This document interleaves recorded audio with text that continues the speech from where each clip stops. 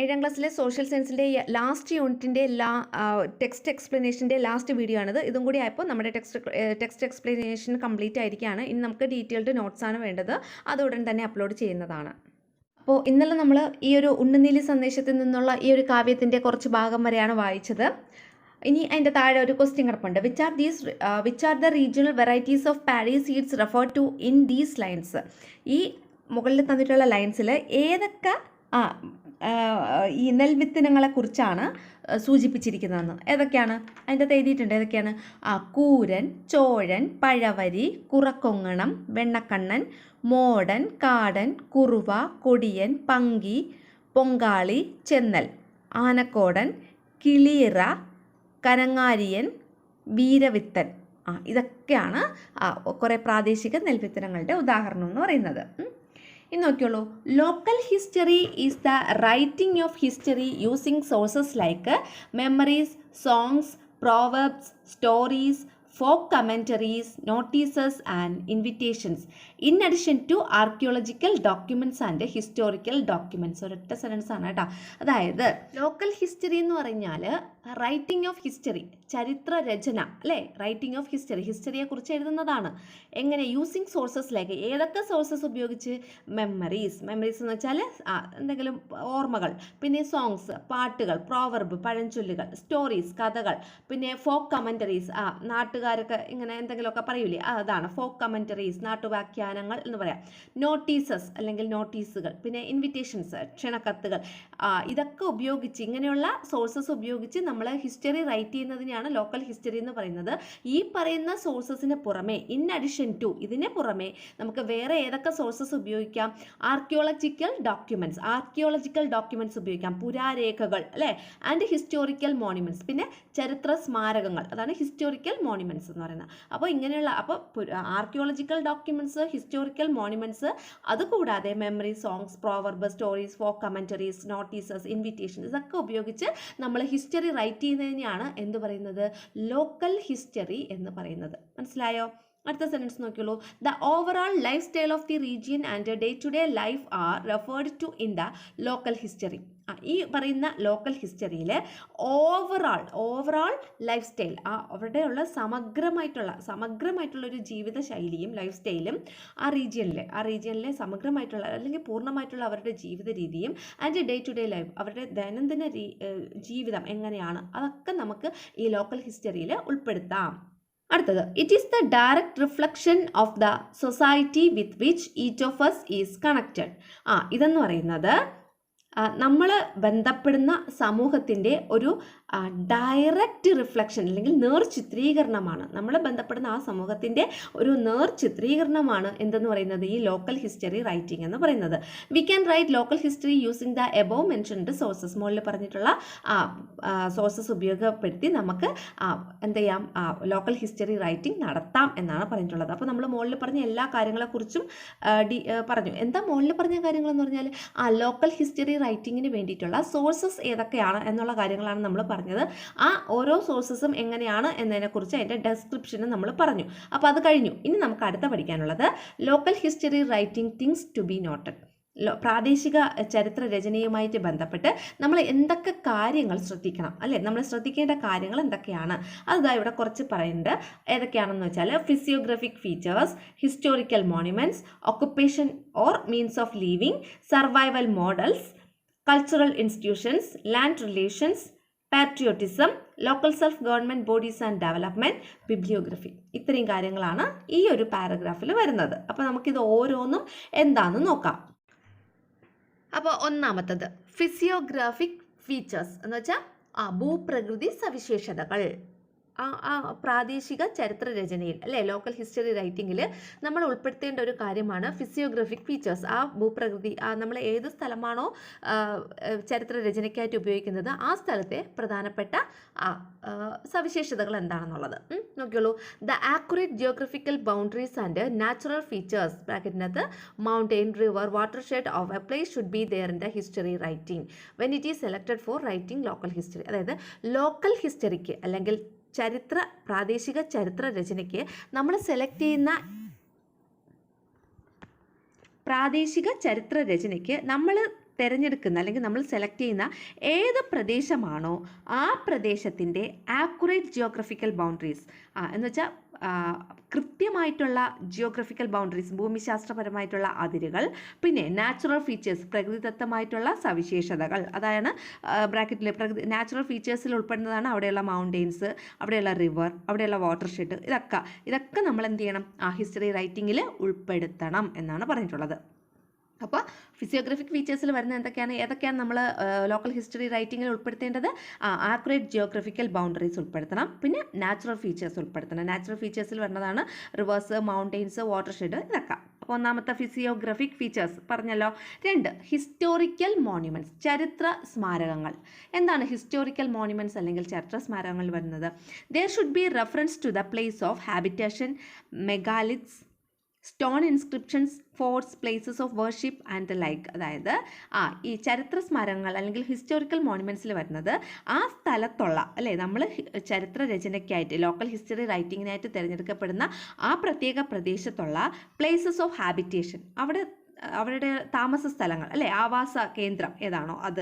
പിന്നെ മെഗാലിത്സ് എന്ന് വെച്ചാൽ മഹാശില, അവിടെ എന്തെങ്കിലും ശിലകളുമായിട്ട് ബന്ധപ്പെട്ട മോണ്യുമെൻറ്റ്സോ അങ്ങനെ എന്തെങ്കിലും ഉണ്ടെങ്കിൽ അതാണ് മെഗാലിത്സ് എന്ന് പറയുന്നത്, മെഗാലിത്സ്. പിന്നെ സ്റ്റോൺ ഇൻസ്ക്രിപ്ഷൻസ്, ശിലാലിഖിതങ്ങൾ, നമ്മൾ നേരത്തെ പഠിച്ചതാണ് സ്റ്റോൺ ഇൻസ്ക്രിപ്ഷൻസ്, ശിലാലിഖിതങ്ങൾ. പിന്നെ ഫോർട്സ് എന്ന് വെച്ചാൽ എന്താണ്, കോട്ടകൾ. പ്ലേസസ് ഓഫ് വർഷിപ്പ്, അവിടെയുള്ള ആരാധനാലയങ്ങൾ, ഇതൊക്കെ ഉൾപ്പെടുത്തണമെന്നാണ് പറഞ്ഞിട്ടുള്ളത്. അപ്പോൾ ഹിസ്റ്റോറിക്കൽ മോണ്യുമെൻറ്റ്സ് എന്ന് പറയുന്ന ആ കാറ്റഗറിയിൽ എന്തൊക്കെയാണ് ഉൾപ്പെടുത്തേണ്ടത് ലോക്കൽ ഹിസ്റ്ററി റൈറ്റിങ്ങിൽ? Places of habitation, megaliths, stone inscriptions, forts, places of worship, ഇതൊക്കെ ഉൾപ്പെടുത്തണം. അടുത്തത് occupation or means of living. അതായത് ഉപജീവനം, അല്ലേ, അവരുടെ ഉപജീവന മാർഗം, അവിടെയുള്ള ജനങ്ങളുടെ മെയിനായിട്ടുള്ള ഒക്കുപ്പേഷൻ, ജോലി എന്താണ്, അല്ലെങ്കിൽ അവർ എങ്ങനെയാണ് ഓരോ ദിവസവും അവർ സമ്പാദിക്കുന്നത്, അല്ലേ, അവർക്ക് അന്നുള്ള ആഹാരത്തിനുള്ള വക കണ്ടെത്തുന്നത്, അതാണ് പറയുന്നത്.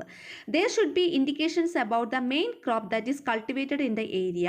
പിന്നെ handicraft, trade centres, health and medical services. അപ്പോൾ ഇതിൽ occupation and means of living എന്ന് പറയുന്ന ആ ഒരു കാറ്റഗറിയിൽ എന്തൊക്കെയാണ് വരുന്നത്? About the main crop that is cultivated in the area. ആ ഏരിയയിൽ, ആ ഒരു പ്രദേശത്ത് പ്രധാനപ്പെട്ട മെയിൻ ക്രോപ്പ് ഏതാണ്, അവിടെ കൾട്ടിവേറ്റ് ചെയ്യുന്ന അല്ലെങ്കിൽ അവിടെ കൃഷി ചെയ്യുന്ന പ്രധാന വിള ഏതാണ്. പിന്നെ ഹാൻഡിക്രാഫ്റ്റ്, എന്താണ് ഹാൻഡിക്രാഫ്റ്റ് എന്ന് പറഞ്ഞാൽ എന്തെങ്കിലും കൈത്തൊഴിൽ ചെയ്യുന്നതാണെങ്കിൽ അതിനെക്കുറിച്ചുള്ള ഡീറ്റെയിൽസ് നമ്മൾ ശേഖരിക്കണം. ട്രേഡ് സെൻറ്റേഴ്സ് എന്ന് പറഞ്ഞാൽ അവിടെയുള്ള വാണിജ്യ കേന്ദ്രത്തിനെ കുറിച്ചുള്ള ഡീറ്റെയിൽസ് നമ്മൾ ശേഖരിക്കണം. പിന്നെന്താണ് ഹെൽത്ത് ആൻഡ് മെഡിക്കൽ സർവീസസ്, അവിടെയുള്ള നമ്മുടെ ആരോഗ്യപരമായിട്ടുള്ള കാര്യങ്ങൾക്കുള്ള സ്ഥലങ്ങൾ, അല്ലേ, അതായത് ഹോസ്പിറ്റൽ. ഇപ്പോഴത്തെ സമയത്ത് ഹോസ്പിറ്റൽ, പണ്ട് ചിലപ്പോൾ വൈദ്യന്മാരോ അങ്ങനെയൊക്കെ ആയിരിക്കാം അവിടെ ഉണ്ടായിരുന്നത്. അപ്പോൾ അങ്ങനെയൊക്കെയുള്ള കാര്യങ്ങളെക്കുറിച്ചുള്ള ഡീറ്റെയിൽസ് നമ്മൾ ശേഖരിക്കണം. അപ്പോൾ ഒക്കുപ്പേഷൻ ആൻഡ് മീൻസ് ഓഫ് ലിവിങ്ങിൽ ഏതൊക്കെയാണ് ഇൻഡിക്കേറ്റ് ചെയ്യാനുള്ളത്? Main crop that is cultivated in the area, ആ ഏരിയയിൽ കൾട്ടിവേറ്റ് ചെയ്യുന്ന മെയിൻ ക്രോപ്പ് ഏതാണെന്ന്. പിന്നെ handicraft, trade centres, health and medical services. ഇനി സർവൈവൽ മോഡൽസ്, അതായത് അതിജീവനത്തിൻ്റെ മാതൃക എന്ന് പറയാം. സർവൈവൽ മോഡൽസ് എന്തൊക്കെയാണ് പറഞ്ഞിട്ടുള്ളത്? Analysis of withstanding issues such as torrential rain, drought, epidemics, eviction and poverty should be included. അതായത് ഒരു പ്രത്യേക പ്രദേശത്ത് കുറേ ഇഷ്യൂസ് ഉണ്ടായിരിക്കും, കുറേ പ്രശ്നങ്ങളുണ്ടാവും. ഈ പ്രശ്നങ്ങളെ അവിടെയുള്ള ജനങ്ങൾ ഏത് രീതിയിലാണ് പ്രതിരോധിച്ചത്?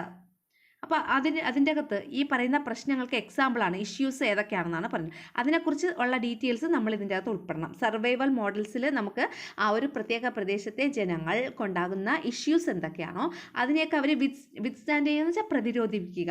അതിനെ പ്രതിരോധിച്ചത് ഏത് രീതിയിലാണ്, അതിൻ്റെ ഒരു അനാലിസിസ് നമ്മൾ ഈ പറയുന്ന ലോക്കൽ ഹിസ്റ്ററി റൈറ്റിങ്ങിൽ ഉൾപ്പെടുത്തണം. അതായത് അവിടെ ഉണ്ടാകുന്ന ഇഷ്യൂസ് എന്ന് പറയുമ്പോൾ സച്ചാസ് ടൊറൻഷ്യൽ റെയിൻസ് എന്ന് വെച്ചാൽ എന്താണ്? പേമാരി, അല്ലേ, ഭയങ്കരമായിട്ടുള്ള മഴ. പിന്നെ ഡ്രോട്ട്, വരൾച്ച. എപ്പിഡമിക്സ് എന്ന് പറഞ്ഞാൽ ഈ പകർച്ചവ്യാധി. എവിക്ഷൻ എന്ന് വെച്ചാൽ കുടിയിറക്കൽ. നമ്മുടെ ഇപ്പോൾ ഒരു പ്രത്യേക പ്രദേശത്ത് താമസിക്കാൻ വരുമ്പോൾ അവിടെ താമസിക്കാൻ പറ്റില്ല എന്ന് പറഞ്ഞ് നമ്മളെ ഇറക്കി വിടുക, അതാണ് കുടിയിറക്കൽ. ആൻഡ് പോവർട്ടി, പിന്നെ ദാരിദ്ര്യം. ഇതൊക്കെ നമുക്ക് അതിൻ്റെ അകത്ത് സർവൈവൽ മോഡൽസിൽ ഉൾപ്പെടുത്തണം. അടുത്തത് കൾച്ചറൽ ഇൻസ്റ്റിറ്റ്യൂഷൻസ്. കൾച്ചറൽ ഇൻസ്റ്റിറ്റ്യൂഷൻസ് എന്ന് വെച്ചാൽ സാംസ്കാരിക സ്ഥാപനങ്ങൾ അല്ലേ. അതിലെന്തൊക്കെയാണ്? Details regarding educations, women's education, libraries etcetera of the area should be include. ആ പർട്ടിക്കുലർ ഏരിയയിലുള്ള എഡ്യൂക്കേഷൻ, വിദ്യാഭ്യാസം, പിന്നെ വിമൻസ് എഡ്യൂക്കേഷൻ, സ്ത്രീ വിദ്യാഭ്യാസം, ലൈബ്രറീസ്, അവിടെയുള്ള ലൈബ്രറി ഏതാണ്, ഇങ്ങനെയുള്ള കാര്യങ്ങളൊക്കെ ഉൾപ്പെടുത്തണം.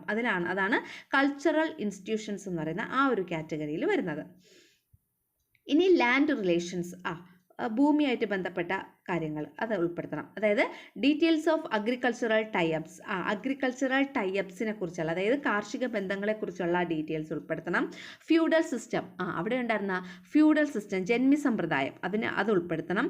And old statistics should be included. Old statistics എന്ന് വെച്ചാൽ പഴയ സ്ഥിതിവിവര കണക്കുകൾ എന്തൊക്കെയുണ്ടോ അതൊക്കെ ഉൾപ്പെടുത്തണം. അതൊക്കെ ഉൾപ്പെടുത്താനുള്ളത് ലാൻഡ് റിലേഷൻസ് എന്ന് പറയുന്ന ആ ഒരു കാറ്റഗറിയിലാണ്.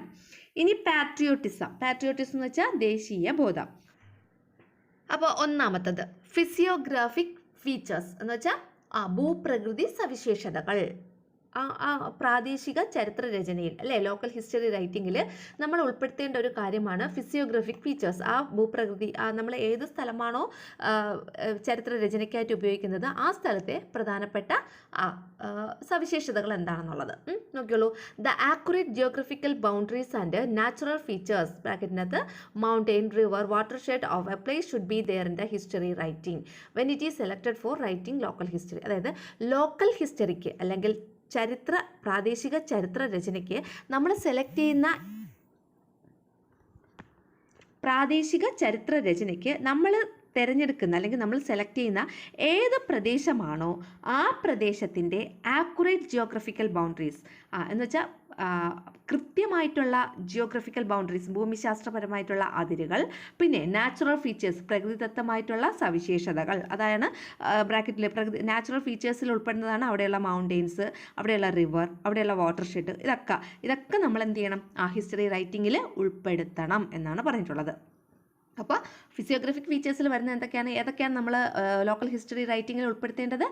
ആക്യുറേറ്റ് ജിയോഗ്രഫിക്കൽ ബൗണ്ടറീസ് ഉൾപ്പെടുത്തണം, പിന്നെ നാച്ചുറൽ ഫീച്ചേഴ്സ് ഉൾപ്പെടുത്തണം. നാച്ചുറൽ ഫീച്ചേഴ്സിൽ വരുന്നതാണ് റിവേഴ്സ്, മൗണ്ടെയിൻസ്, വാട്ടർ ഷെഡ്, ഇതൊക്കെ. അപ്പോൾ ഒന്നാമത്തെ ഫിസിയോഗ്രാഫിക് ഫീച്ചേഴ്സ് പറഞ്ഞല്ലോ. 2 ഹിസ്റ്റോറിക്കൽ മോണ്യുമെൻറ്റ്സ്, ചരിത്ര സ്മാരകങ്ങൾ. എന്താണ് ഹിസ്റ്റോറിക്കൽ മോണ്യുമെൻറ്റ്സ് അല്ലെങ്കിൽ ചരിത്ര സ്മാരകങ്ങൾ വരുന്നത്? There should be reference to the place of habitation, megaliths, stone inscriptions, forts, places of worship and the like. അതായത് ഈ ചരിത്ര സ്മാരകങ്ങൾ അല്ലെങ്കിൽ ഹിസ്റ്റോറിക്കൽ മോണ്യുമെൻറ്റ്സിൽ വരുന്നത് ആ സ്ഥലത്തുള്ള അല്ലേ, നമ്മൾ ചരിത്ര രചനയ്ക്കായിട്ട് ലോക്കൽ ഹിസ്റ്ററി റൈറ്റിങ്ങിനായിട്ട് തിരഞ്ഞെടുക്കപ്പെടുന്ന ആ പ്രത്യേക പ്രദേശത്തുള്ള പ്ലേസസ് ഓഫ് ഹാബിറ്റേഷൻ, അവരുടെ താമസ സ്ഥലങ്ങൾ അല്ലേ, ആവാസ കേന്ദ്രം ഏതാണോ അത്. പിന്നെ മെഗാലിത്സ് എന്ന് വെച്ചാൽ മഹാശില, അവിടെ എന്തെങ്കിലും ശിലകളുമായിട്ട് ബന്ധപ്പെട്ട മോണ്യുമെൻറ്റ്സോ അങ്ങനെ എന്തെങ്കിലും ഉണ്ടെങ്കിൽ അതാണ് മെഗാലിത്സ് എന്ന് പറയുന്നത്, മെഗാലിത്സ്. പിന്നെ സ്റ്റോൺ ഇൻസ്ക്രിപ്ഷൻസ്, ശിലാലിഖിതങ്ങൾ, നമ്മൾ നേരത്തെ പഠിച്ചതാണ് സ്റ്റോൺ ഇൻസ്ക്രിപ്ഷൻസ്, ശിലാലിഖിതങ്ങൾ. പിന്നെ ഫോർട്സ് എന്ന് വെച്ചാൽ എന്താണ്, കോട്ടകൾ. പ്ലേസസ് ഓഫ് വർഷിപ്പ്, അവിടെയുള്ള ആരാധനാലയങ്ങൾ, ഇതൊക്കെ ഉൾപ്പെടുത്തണമെന്നാണ് പറഞ്ഞിട്ടുള്ളത്. അപ്പോൾ ഹിസ്റ്റോറിക്കൽ മോണ്യുമെൻറ്റ്സ് എന്ന് പറയുന്ന ആ കാറ്റഗറിയിൽ എന്തൊക്കെയാണ് ഉൾപ്പെടുത്തേണ്ടത് ലോക്കൽ ഹിസ്റ്ററി റൈറ്റിങ്ങിൽ? Places of habitation, megaliths, stone inscriptions, forts, places of worship, ഇതൊക്കെ ഉൾപ്പെടുത്തണം. അടുത്തത് occupation or means of living. There should be indications about the main crop that is cultivated in the area, പിന്നെ handicraft, trade centers, health and medical services. അപ്പോൾ ഇതിൽ occupation and means of living എന്ന് പറയുന്ന ആ ഒരു കാറ്റഗറിയിൽ എന്തൊക്കെയാണ് വരുന്നത്? about the main crop that is cultivated in the area. ആ ഏരിയയിൽ ആ ഒരു പ്രദേശത്ത് പ്രധാനപ്പെട്ട മെയിൻ ക്രോപ്പ് ഏതാണ്, അവിടെ കൾട്ടിവേറ്റ് ചെയ്യുന്ന അല്ലെങ്കിൽ അവിടെ കൃഷി ചെയ്യുന്ന പ്രധാന വിള ഏതാണ്. പിന്നെ ഹാൻഡിക്രാഫ്റ്റ്, എന്താണ് ഹാൻഡിക്രാഫ്റ്റ് എന്ന് പറഞ്ഞാൽ എന്തെങ്കിലും കൈത്തൊഴിൽ ചെയ്യുന്നുണ്ടെങ്കിൽ അതിനെക്കുറിച്ചുള്ള ഡീറ്റെയിൽസ് നമ്മൾ ശേഖരിക്കണം. ട്രേഡ് സെൻറ്റേഴ്സ് എന്ന് പറഞ്ഞാൽ അവിടെയുള്ള വാണിജ്യ കേന്ദ്രത്തിനെ കുറിച്ചുള്ള ഡീറ്റെയിൽസ് നമ്മൾ ശേഖരിക്കണം. പിന്നെന്താണ് ഹെൽത്ത് ആൻഡ് മെഡിക്കൽ സർവീസസ്, അവിടെയുള്ള നമ്മുടെ ആരോഗ്യപരമായിട്ടുള്ള കാര്യങ്ങൾക്കുള്ള സ്ഥലങ്ങൾ അല്ലേ, അതായത് ഹോസ്പിറ്റൽ. ഇപ്പോഴത്തെ സമയത്ത് ഹോസ്പിറ്റൽ, പണ്ട് ചിലപ്പോൾ വൈദ്യന്മാരോ അങ്ങനെയൊക്കെ ആയിരിക്കാം അവിടെ ഉണ്ടായിരുന്നത്. അപ്പോൾ അങ്ങനെയൊക്കെയുള്ള കാര്യങ്ങളെക്കുറിച്ചുള്ള ഡീറ്റെയിൽസ് നമ്മൾ ശേഖരിക്കണം. അപ്പോൾ occupation ആൻഡ് മീൻസ് ഓഫ് ലിവിങ്ങിൽ ഏതൊക്കെയാണ് ഇൻഡിക്കേറ്റ് ചെയ്യാനുള്ളത്? Main crop that is cultivated in the area, ആ ഏരിയയിൽ കൾട്ടിവേറ്റ് ചെയ്യുന്ന മെയിൻ ക്രോപ്പ് ഏതാണെന്ന്, പിന്നെ handicraft, trade centres, health and medical services. ഇനി സർവൈവൽ മോഡൽസ്, അതായത് അതിജീവനത്തിൻ്റെ മാതൃക എന്ന് പറയാം. Survival models, analysis of withstanding issues such as torrential rain, drought, epidemics, eviction and poverty should be included. അതായത് ഒരു പ്രത്യേക പ്രദേശത്ത് കുറേ ഇഷ്യൂസ് ഉണ്ടായിരിക്കും, കുറേ പ്രശ്നങ്ങളുണ്ടാവും. ഈ പ്രശ്നങ്ങളെ അവിടെയുള്ള ജനങ്ങൾ ഏത് രീതിയിലാണ് പ്രതിരോധിച്ചത്? അപ്പോൾ അതിൻ്റെ അകത്ത് ഈ പറയുന്ന പ്രശ്നങ്ങൾക്ക് എക്സാമ്പിളാണ് ഇഷ്യൂസ് ഏതൊക്കെയാണെന്നാണ് പറയുന്നത്. അതിനെക്കുറിച്ച് ഉള്ള ഡീറ്റെയിൽസ് നമ്മൾ ഇതിൻ്റെ അകത്ത് ഉൾപ്പെടണം. സർവൈവൽ മോഡൽസിൽ നമുക്ക് ആ ഒരു പ്രത്യേക പ്രദേശത്തെ ജനങ്ങൾക്കുണ്ടാകുന്ന ഇഷ്യൂസ് എന്തൊക്കെയാണോ അതിനെയൊക്കെ അവർ വിത്ത്സ്റ്റാൻഡ് ചെയ്യുകയെന്ന് വെച്ചാൽ പ്രതിരോധിക്കുക. അതിനെ പ്രതിരോധിച്ചത് ഏത് രീതിയിലാണ്, അതിൻ്റെ ഒരു അനാലിസിസ് നമ്മൾ ഈ പറയുന്ന ലോക്കൽ ഹിസ്റ്ററി റൈറ്റിങ്ങിൽ ഉൾപ്പെടുത്തണം. അതായത് അവിടെ ഉണ്ടാകുന്ന ഇഷ്യൂസ് എന്ന് പറയുമ്പോൾ സച്ചാസ് ടൊറൻഷ്യൽ റെയിൻസ് എന്ന് വെച്ചാൽ എന്താണ്? പേമാരി അല്ലേ, ഭയങ്കരമായിട്ടുള്ള മഴ. പിന്നെ ഡ്രോട്ട്, വരൾച്ച.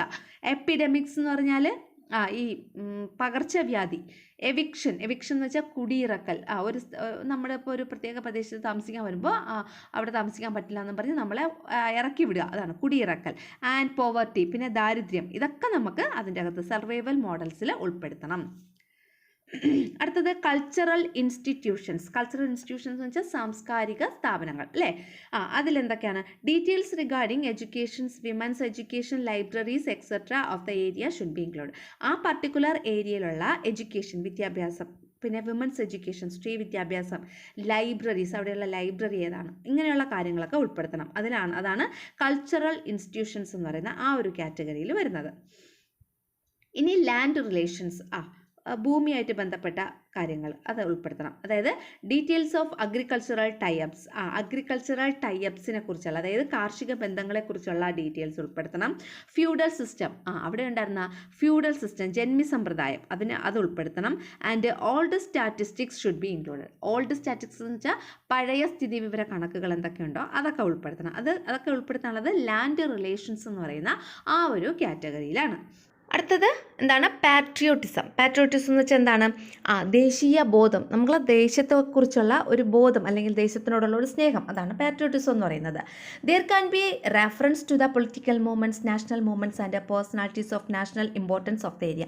ആ പർട്ടിക്കുലർ ഏരിയയിലുള്ള പൊളിറ്റിക്കൽ മൂവ്മെൻറ്റ്സ്, ഈ രാഷ്ട്രീയ പ്രസ്ഥാനങ്ങൾ ഏതൊക്കെയാണ്? പൊളിറ്റിക്കൽ മൂവ്മെൻറ്റ്സ് എന്ന് വെച്ചാൽ രാഷ്ട്രീയ പ്രസ്ഥാനങ്ങൾ ഏതൊക്കെയാണ്? ആൻഡ് നാഷണൽ മൂവ്മെൻറ്റ്സ്, ദേശീയ പ്രസ്ഥാനങ്ങൾ ഏതൊക്കെയാണ്? And personalities of national importance of the area. ആ പർട്ടിക്കുലർ പ്രദേശത്ത് ദേശീയ തലത്തിൽ എന്താണ് പ്രസിദ്ധനായ വ്യക്തിത്വങ്ങളുണ്ടെങ്കിൽ, പേഴ്സണാലിറ്റീസ് ഉണ്ടെങ്കിൽ, ദേശീയ തലത്തിൽ ഇമ്പോർട്ടൻ്റ് ആയിട്ടുള്ള പേഴ്സണാലിറ്റീസ് അല്ലെങ്കിൽ വ്യക്തികളുണ്ടെങ്കിൽ അവരെക്കുറിച്ചുള്ള ഡീറ്റെയിൽസൊക്കെ നമ്മൾ പാട്രിയോട്ടിസം എന്ന് പറയുന്ന ആ ഒരു കാറ്റഗറിയിൽ ഉൾപ്പെടുത്തണം ലോക്കൽ ഹിസ്റ്ററി റൈറ്റിങ്ങിൽ. ഓക്കെ. അടുത്തത് local self government bodies and development. തദ്ദേശ സ്വയംഭരണ സ്ഥാപനങ്ങളും അവരുടെ വികസനവും, development. The local self government bodies and their developmental activities of the region should be included. ആ പ്രദേശത്തുള്ള ലോക്കൽ സെൽഫ് ഗവൺമെൻറ് ബോഡി ഏതാണോ അതും പിന്നെ അവിടുത്തെ ഡെവലപ്മെൻറ്റൽ ആക്ടിവിറ്റീസ്, അവിടുത്തെ വികസന പ്രവർത്തനങ്ങളും ആ ഒരു പർട്ടിക്കുലർ പ്രദേശത്തിൻ്റെ വികസന പ്രവർത്തനങ്ങളും ഒക്കെ നമ്മൾ നമ്മുടെ ലോക്കൽ ഹിസ്റ്ററി റൈറ്റിങ്ങിൽ ഉൾപ്പെടുത്തണം. അടുത്ത ലാസ്റ്റാണ് ബിബിലിയോഗ്രഫി. ഈ ബിബിലിയോഗ്രഫിയുടെ മലയാളം എന്താണെന്നറിയാമോ? ഗ്രന്ഥസൂചി എന്നാണ് കേട്ടോ. ബിബിലിയോഗ്രഫി എന്ന് വെച്ചാൽ ഗ്രന്ഥസൂചി. അറിയാവോ ആർക്കെങ്കിലും? നോക്കിയോളൂ. Bibliography is an important factor that ensures the authenticity of the history writing. ചരിത്രരചനയുടെ ഓതൻറ്റിസിറ്റി എന്ന് വെച്ചാൽ ആധികാരികത എൻഷ്യൂർ ചെയ്യുന്ന അല്ലെങ്കിൽ ഉറപ്പാക്കുന്ന ഒരു പ്രധാന ഘടകമാണ്, ഒരു ഇമ്പോർട്ടൻറ്റ് ഫാക്ടറാണ് എന്ന് പറയുന്നത് ഈ പറയുന്ന ബിബിലിയോഗ്രഫി എന്ന് പറയുന്നത്. This is A detailed list of all sources used for writing history. ഈ ഹിസ്റ്ററി റൈറ്റിങ്ങിന് നമ്മൾ ഉപയോഗിക്കുന്ന എല്ലാ സോഴ്സസിൻ്റെയും ലിസ്റ്റ് ഈ ബിബ്ലിയോഗ്രഫിയിലാണ് നമ്മൾ ഉൾപ്പെടുത്തുന്നത്. The bibliography is usually given at the end of the study. ആ ഒരു സ്റ്റഡിയുടെ ഏറ്റവും അവസാനമാണ്. ഒരു പർട്ടിക്കുലർ എന്തെങ്കിലും ഒരു കാര്യത്തെക്കുറിച്ച് സ്റ്റഡി ചെയ്യുകയാണല്ലോ, അപ്പോൾ ആ സ്റ്റഡിയുടെ ഏറ്റവും അവസാനമാണ് ഈ ബിബ്ലിയോഗ്രഫി ഉൾപ്പെടുത്തുന്നത്. ഇത്രയാണ് ബിബ്ലിയോഗ്രഫി എന്ന് പറഞ്ഞാൽ എന്താണെന്നതിനെക്കുറിച്ച് പറഞ്ഞിട്ടുള്ളത്, ഗ്രന്ഥസൂചി. ഓക്കെ. ഇനി നമുക്ക് പഠിക്കാനുള്ളത് ലോക്കൽ ഹിസ്റ്ററി റൈറ്റിംഗ് സ്ട്രക്ചർ. ഈ പ്രാദേശിക ചരിത്ര രചന എഴുതുന്നതിൻ്റെ ഒരു ഘടന. ആദ്യം ഏത് എഴുതണം, പിന്നെ ഏതാണ് എഴുതേണ്ടത്, അതിനുശേഷം ഏതാണ്, അതാണ് ഇനി അടുത്ത ഉൾപ്പെടുത്തിയിരിക്കുന്നത്. അപ്പോൾ അത് ഇവിടെ 1 by 1 ആയിട്ട് കൊടുത്തിട്ടുണ്ട്. ഏതാണ്? ഫസ്റ്റ് ടൈറ്റിൽ അല്ലെങ്കിൽ തലക്കെട്ട്. Then content, declaration of the student, ഉള്ളടക്കം. കണ്ടന്റ് എന്ന് വെച്ചാൽ അതിൻ്റെ ഉള്ളടക്കം എന്താണോ അത് എഴുതണം. അല്ലെങ്കിൽ എഴുതുന്ന ആ കുട്ടിയുടെ പ്രസ്താവന, ഡിക്ലറേഷൻ എന്താണോ അതെടുക്കണം. പിന്നെ സർട്ടിഫിക്കറ്റ്, പിന്നെ ഒരു സാക്ഷ്യപത്രം എഴുതണം. അതായത് നമ്മളൊരു പ്രോജക്റ്റ് ചെയ്യൂലേ, നമ്മൾ വലിയ ക്ലാസ്സിലൊക്കെ ആകുമ്പോൾ പ്രോജക്റ്റ് റിപ്പോർട്ട് നമ്മൾ സബ്മിറ്റ് ചെയ്യേണ്ടി വരും. അപ്പോൾ ഈ പ്രോജക്റ്റ് റിപ്പോർട്ട് ചെയ്യുമ്പോൾ ഈ ഒരു ഓർഡറിലാണ് നമ്മൾ കാര്യങ്ങളൊക്കെ ചെയ്യുന്നത്. ഇനി അടുത്തത് അക്നോളജ്മെൻറ്റ് എന്ന് പറയുമ്പോൾ നന്ദി പ്രസ്താവന അല്ലേ. അടുത്തത് ഇൻട്രൊഡക്ഷൻ, എൻ്റെ ആമുഖം, ദെൻ ചാപ്റ്റേഴ്സ് അധ്യായങ്ങൾ, ദെൻ കൺക്ലൂഷൻ എൻ്റെ അവസാനിപ്പിക്കൽ, കൺക്ലൂഷൻ ഉപസംഹാരം. പിന്നെ റെഫറൻസസ് എന്ന് വെച്ചാൽ പരാമർശങ്ങൾ, അതായത് name of those who wear interviewed, places visited, institutions etcetera. അതായത് ആരെയൊക്കെയാണ് നമ്മൾ അഭിമുഖത്തിൽ പങ്കെടുപ്പിച്ചത്, അവരുടെ പേര്. പിന്നെ നമ്മൾ ഏതൊക്കെ സ്ഥലങ്ങളാണ് സന്ദർശിച്ചത്, പിന്നെ നമ്മൾ ഏതൊക്കെ ഇൻസ്റ്റിറ്റ്യൂഷൻസ് ആണ് സന്ദർശിച്ചത്, അങ്ങനെയുള്ള കാര്യങ്ങളൊക്കെയാണ് റെഫറൻസിൽ ഉൾപ്പെടുത്തുന്നത്. അടുത്തത് അപ്പൻഡൈസസ് എന്ന് വെച്ചാൽ അനുബന്ധങ്ങൾ എന്ന് പറയും. അല്ലെ, ഇതുമായിട്ട് ബന്ധപ്പെട്ട ഫോട്ടോസ്, അതുമായിട്ട് ബന്ധപ്പെട്ട പാട്ടുകൾ, പിന്നെ ക്വസ്റ്റ്യനറി, ചോദ്യാവലി, അതൊക്കെയാണ് അപ്പൻഡൈസസിൽ ഉൾപ്പെടുന്നത്. ആ സാധനം നമ്മൾ കൊടുക്കുന്നതാണ് ബിബ്ലിയോഗ്രഫി അല്ലെങ്കിൽ ഗ്രന്ഥസൂചി. Local history writing helps us in retrieving our lost culture. നമ്മുടെ ലോസ്റ്റ് ആയിട്ടുള്ള അല്ലെങ്കിൽ നഷ്ടപ്പെട്ടു പോയ കൾച്ചർ വീണ്ടെടുക്കാൻ നമുക്ക് ലോക്കൽ ഹിസ്റ്ററി റൈറ്റിംഗ് സഹായിക്കുന്നു. Finding the changes that continuously happen in life, formulating based to future plans and sharing the future generations a detailed information of the history of the place are the aims of the writing local history. Local ഹിസ്റ്ററിയിലൂടെ നമ്മൾ ലക്ഷ്യമിടുന്നത് എന്തൊക്കെയാണ് എന്നാണ് പറഞ്ഞിട്ടുള്ളത്. എന്തൊക്കെയാണ് ലക്ഷ്യമിടുന്നത്? Finding the changes that continuously happen in life.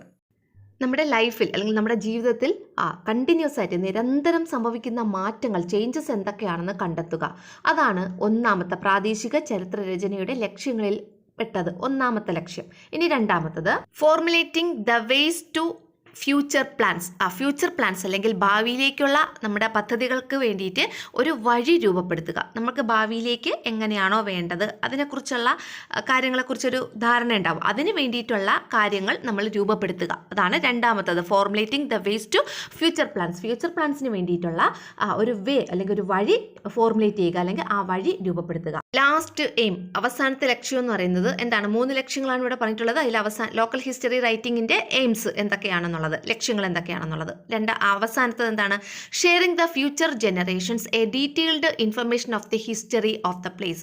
അതായത് future ജനറേഷന് അല്ലെങ്കിൽ വരും തലമുറകൾക്ക് നമ്മുടെ ഈ നാടിൻ്റെ ചരിത്രത്തെക്കുറിച്ചുള്ള ഒരു അവബോധം ഉണ്ടാക്കിയെടുക്കുക, അല്ലെങ്കിൽ ആ ചരിത്രം എന്താണ് എന്നതിനെക്കുറിച്ച് ഉള്ള ഇൻഫർമേഷൻസ് അവർക്ക് കൊടുക്കുക. അതാണ് മൂന്നാമത്തെ ലക്ഷ്യം. ഇതാണ് ലോക്കൽ ഹിസ്റ്ററി റൈറ്റിംഗിൻ്റെ 3 എയിംസ് അല്ലെങ്കിൽ ലക്ഷ്യങ്ങൾ എന്ന് പറയുന്നത്. അപ്പോൾ നമ്മുടെ യൂണിറ്റ് തീർന്നിരിക്കുകയാണ്. അപ്പോൾ നമ്മുടെ യൂണിറ്റിൻ്റെ ടെക്സ്റ്റ് എക്സ്പ്ലനേഷൻ കഴിഞ്ഞു. ഇനി നമുക്ക് ഇതിൻ്റെ ഡീറ്റെയിൽഡ് നോട്ട്സ് ആണ് വേണ്ടത്. അത് നമുക്ക് ഉടനെ തന്നെ തരുന്നതാണ്. അതിനുശേഷം നമ്മൾ എന്ത് ചെയ്യും? നമ്മൾ ആനുവൽ എക്സാമിനേഷന് വേണ്ടിയിട്ടുള്ള മോഡൽ ക്വസ്റ്റ്യൻസ് ചെയ്യും. എല്ലാ സബ്ജക്റ്റിൻ്റെയും ചെയ്യാനാണ് ഉദ്ദേശിക്കുന്നത്. 7ാം ക്ലാസ്സിലെ എല്ലാ സബ്ജക്റ്റിൻ്റെയും ചെയ്യും. പിന്നെ അടുത്ത 8ാം ക്ലാസ്സിലത്തേക്ക് വേണ്ടിയിട്ട് നമ്മൾ ഓൺലൈൻ ട്യൂഷൻ ആരംഭിക്കുന്നുണ്ട്. അപ്പോൾ താല്പര്യമുള്ളവർക്ക് ഈ വീഡിയോയുടെ ഡിസ്ക്രിപ്ഷൻ ബോക്സിൽ ഒരു നമ്പർ കൊടുത്തിട്ടുണ്ടാവും. ആ നമ്പറിൽ വാട്സാപ്പ് ചെയ്യുക. നിങ്ങൾക്ക് താല്പര്യമുണ്ടെങ്കിൽ പിന്നെ ഈ ട്യൂഷന് വേണ്ടിയിട്ട് അല്ലെങ്കിൽ ട്യൂഷൻ എന്ന് പറഞ്ഞിട്ട് ഒരു മെസ്സേജ് ഇട്ടാലും മതി. അപ്പോൾ അതിൻ്റെ ബാക്കി ഡീറ്റെയിൽസ് പറയാം.